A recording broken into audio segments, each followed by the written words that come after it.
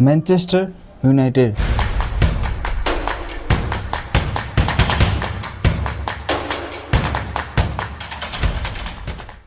ये एक ऐसा क्लब है जिनके नाम में ही एक लेगेसी दिखता है हमें। एंड एक टाइम हुआ करता था जहाँ पर लेजेंड्स, एक scorers like Ole Gunnar Solskjaer, Ruud van Nistelrooy, Eric Cantona, Wayne Rooney जैसे स्ट्राइकर्स ऐसा लगता था कि हर एक मैच में गोल्स की गारंटी देते थे। एंड उस टाइम पर यूनाइटेड बहुत ही खतरनाक थी। बट इन रूनी के जाने के बाद कोई ऐसा एक प्लेयर आया जिसने अपना ऐसा इम्पैक्ट बनाया हो। बहुत सारे प्लेयर्स आए, Rashford, Lukaku, Anthony Martial, Mason Greenwood, Cristiano Ronaldo भी आए थे। कमबैक बहुत बड़ा कमबैक था, but it did not goes as a plan. और अब सवाल ये है कि क्या मैनचेस्टर यूनाइटेड को मिल चुका है उनका एक जनरेशनल स्कोरर। इस वीडियो में हम यही जानेंगे कि who will be the Manchester United next generational scorer and who is going to lead the line, who will wear that crown, and finally कौन ले जाएगा यूनाइटेड को उस हाइट पर जहाँ पर यूनाइटेड को होना चाहिए। मैनचेस्टर यूनाइटेड में अभी भी वर्ल्ड क्लास टैलेंट तो बहुत है, बट हर एक सीज़न फैंस को यही फील होता है कि एक जनरेशनल स्ट्राइकर कहीं पर मिसिंग है। And without generational striker Premier League या Champions League it is just a dream. तो क्या रास्मस हॉयलैंड, ज़िरक्ज़ी और फिर मे बी सेस्को स्कोरर बन सकता है? मैनचेस्टर यूनाइटेड के लिए एक कंसिस्टेंट गोल स्कोरर ढूंढना उनका सबसे बड़ा प्रॉब्लम बन चुका है। जब वेन रूनी रिटायर हुए उसके बाद क्लब ने कई सारे प्लेयर्स पे भरोसा दिखाया, Lukaku, Rashford, Mason Greenwood, Anthony Martial, but कोई भी लॉन्ग टर्म सोल्यूशन नहीं बना। फिर यहाँ पर बात किया जाए तो इंजरी इश्यूज़ एंड प्लेयर्स का फॉर्म गिर जाना एंड इनकंसिस्टेंट रन की वजह से प्लेयर को हमेशा स्ट्रगल करवाया है। दूसरी तरफ देखा जाए तो प्रीमियर लीग में कंपटीशन और भी बहुत टफ हो चुका है। सीज़न बाय सीज़न बहुत ही ज़्यादा होता है प्रीमियर लीग। एंड एक तरफ देखा जाए तो हालैंड हर एक मैच पे गोल मारता दिखता है, एंड उस तरफ देखा जाए तो यूनाइटेड एक नेक्स्ट गोल मशीन अभी भी ढूंढ रहा है। ट्रांसफ़र मार्केट में भी बात किया जाए तो प्लेयर्स तो बहुत ही उभर के आते हैं मार्केट पे, ज़्यादा एक्सपेंसिव होता है आज के मार्केट के हिसाब से बात किया जाए। एंड या तो top clubs like real Madrid, Barcelona, and अभी के टाइम पे कहा जाए तो लिवरपूल ही जाते हैं प्लेयर्स, सारे प्लेयर्स।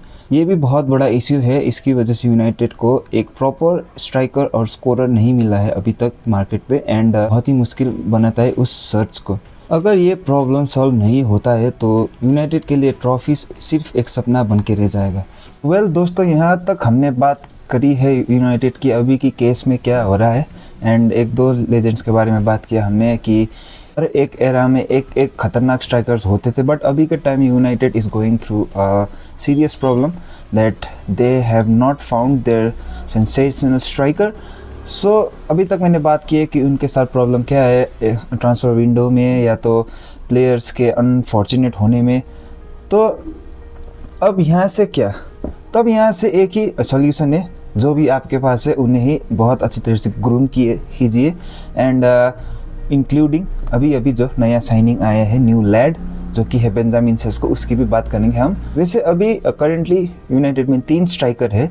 रास्मस हॉयलैंड जो कि उनके अभी बेंजामिन सेस्को के आने से पहले वो नंबर 1 स्ट्राइकर था, एंड बैकअप स्ट्राइकर था जो कि था ज़िरक्ज़ी, एंड अभी new signing Benjamin Sesko.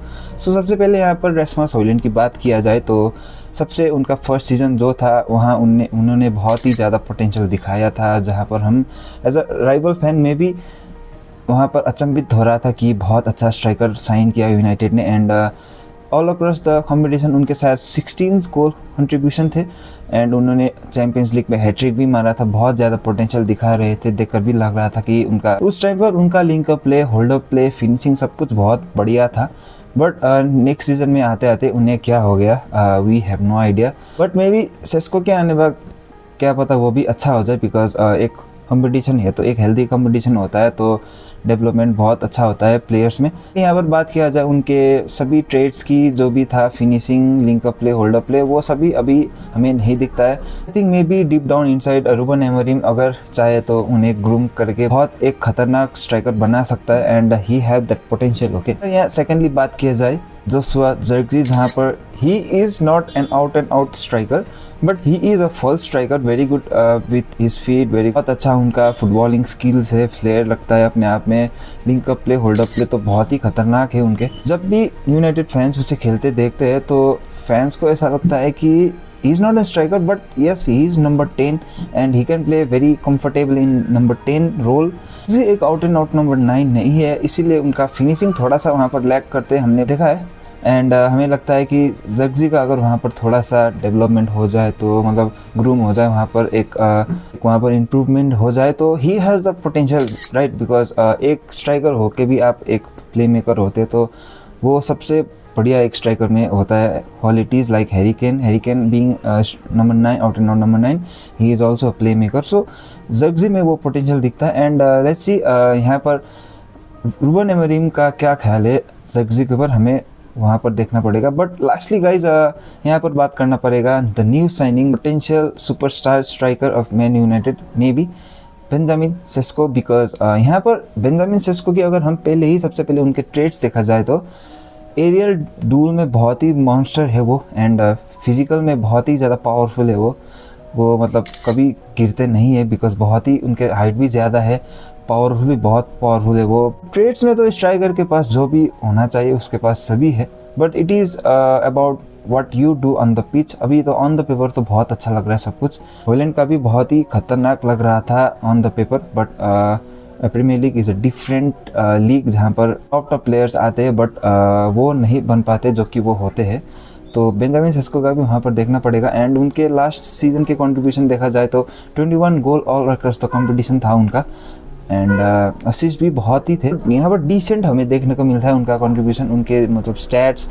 United के पास एट द मोमेंट जो भी स्ट्राइकर्स थे, हमने उनका सब कुछ बता दिया कि उनके पोटेंशियल क्या है। मुझे लगता है कि सेस्को का बहुत ज़्यादा पोटेंशियल है, बिकॉज सेस्को थोड़ा सा दोनों से बेटर लगता है। But who knows guys, it is football and it is Manchester United. And मैंने इन तीनों से किसी एक को क्यों नहीं पिक किया, बिकॉज सब रूबन एमोरिम के हाथ में, जो वो चाहेगा वो होगा। एंड हमें देखना पड़ेगा, वी हैव टू वेट, जहाँ पर यूनाइटेड को, जहाँ पर इन 3 स्ट्राइकर में कौन उभर के आता है, तो we have no idea. And हम इन तीनों के पोटेंशियल एंड टैलेंट्स पे नज़रअंदाज नहीं कर सकते। मे बी हॉलैंड इस सीज़न बहुत अच्छा खेल जाए। तो दोस्तों, हमने देखा कि मैनचेस्टर यूनाइटेड अपना अगला गोल स्कोरिंग सुपरस्टार ढूंढ रहा है। बेंजामिन सेस्को जिसका फिनिशिंग बहुत ही लीथल है। यहाँ पर रास्मस हॉयलैंड की बात किया जाए तो पोटेंशियल बहुत है, बट कंसिस्टेंसी की थोड़ा सा वहाँ पर हमें प्रॉब्लम दिखता है। बात किया जाए यहाँ पर जोशुआ ज़र्क्ज़ी का, जिसके पास फ्लेयर बहुत है एंड एक डिफरेंट स्टाइल ऑफ प्ले से वो अटैक को एक नया डायमेंशन देता है। पर यहाँ पर गाइज हमें ये देखना चाहिए कि यूनाइटेड की ये सर्च सिर्फ एक स्ट्राइकर ढूंढने की नहीं है, जहाँ पर उनके जो भी एम्बिशंस है उनको रिवाइव करने की भी एक ये मिशन है।